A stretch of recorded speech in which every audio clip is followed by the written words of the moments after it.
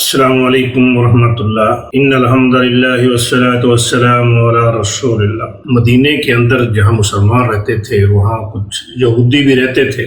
یہودی اپنے آپ کو باقی سب لوگوں سے بالا اور برتر سمجھتے ہیں، بڑے متکبر لوگ۔ ان کا یہ دعویٰ تھا کہ نحن وابناء اللہ، ہم تو اللہ کے بیٹے ہیں، واحباہ، ہم تو اس کے محبوب ہیں، لہذا جنت میں گئے تو ہم ہی جائیں گے یا عیسائی جائیں گے، ان کے علاوہ اور کوئی جنت میں نہیں جائے۔ ان کے اس دعوے پر اللہ تبارک و تعالیٰ نے ارشاد فرمایا کہ ان سے پوچھئے کہ اگر واقعی وہ جنت تمہارے لیے ہے تو پھر یہاں کیا کر رہے ہو؟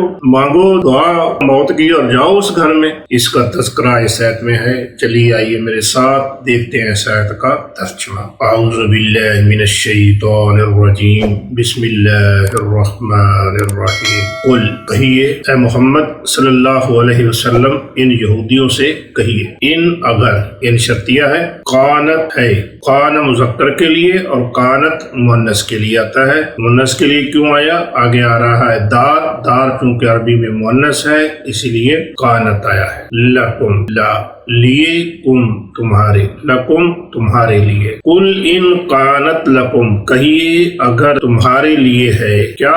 الدار، گھر، الآخرت، آخرت والا یا دوسرا، دار الآخرت دوسرا گھر، آخرت والا گھر۔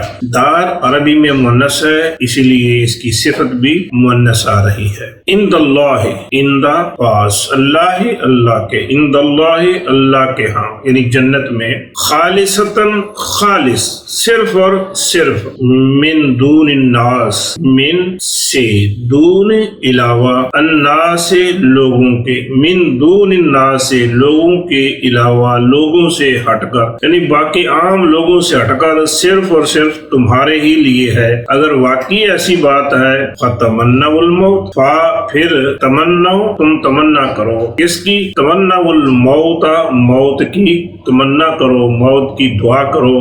یہ لفظ ہے تمنونا، تم تمنا کرتے ہو، چونکہ یہ جواب شرط ہے۔ شروع میں ان شرطی آیا تھا، شرط یہ ہے کہ اگر آخرت والا گھر تمہارا ہی ہے، وہ جو شرط کا جواب ہے، جواب شرط ہونے کی وجہ سے نون گر گیا اور باقی رہ گیا تمنو۔ فتمنوا الموت، پس تمنا کرو موت کی، دعا کرو موت کی، ان اگر تم ہو صادقین، سچے، اگر تم اپنے دعوے میں سچے ہو تو پھر موت کے لیے دعا کرو اور چھوڑو اس دنیا کو اور جاؤ وہاں۔ ترجمہ ایک بار پھر دیکھیے، قل کہیے ان قانت اگر ہے، لکم تمہارے لیے، الدار الآخرت آخرت والا گھر، عند اللہ اللہ کے ہاں، خالصتاً خالص، صرف اور صرف، من دون الناس لوگوں کے علاوہ، من سے، دون علاوہ، الناس سے لوگ، من دون الناس سے لوگوں کے علاوہ، خالص تمہارے ہی لیے ہے۔ فتمنوا الموت،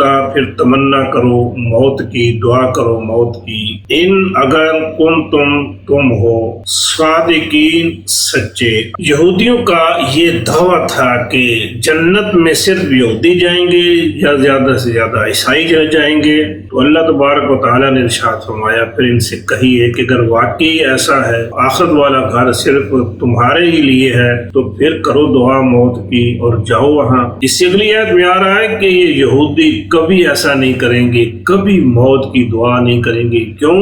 یہ موت سے بہت ڈرتے ہیں، یہ دنیا کے سب سے زیادہ حریص ہیں کہ انہیں زیادہ سے زیادہ وقت مل جائے دنیا میں رہنے کے لیے۔ اچھا، تو کیا ہمیں موت کی دعا کرنی چاہیے؟ نہیں، ہمیں موت کی دعا نہیں کرنی چاہیے۔ جتنا عرصہ اللہ تبارک و تعالیٰ بندے کو دنیا میں دے دے یہ اس کے لیے بہتر ہے۔ بخاری کی حدیث کے مطابق نبی کریم صلی اللہ علیہ وسلم کا فرمان ہے کہ اگر بندہ نیک ہے تو ہو سکتا ہے کہ اللہ اس کو اور توفیق دے دے نیکی کرنے کی، اگر گناہ گار ہے تو یہ بھی ہو سکتا ہے کہ اللہ اس کو معافی کا موقع دے دے۔ اس لیے دنیا کے حالات سے پریشان ہو کر کبھی کبھی بھی موت کی تمنا نہیں کرنی چاہیے. بعض لوگ خودکشی کر لیتے ہیں، یہ اللہ کی رحمت سے نا امید ہونے والی بات ہے. کبھی اللہ کی رحمت سے نا امید نہیں ہونا چاہیے. بخاری اور مسلم کے ایک حدیث کے مطابق، جس کے راوی سیدنا انس رضی اللہ تعالیٰ عنہ ہیں، تو اس میں ہے کہ موت کی دعا نہیں کرنی چاہیے. اگر کوئی بندہ مجبور بھی ہے تو پھر یہ دعا کر سکتا ہے کہ اللہ مجھے دنیا میں اس وقت تک رکھ جب تک میرا دنیا میں رہنا بہتر ہے،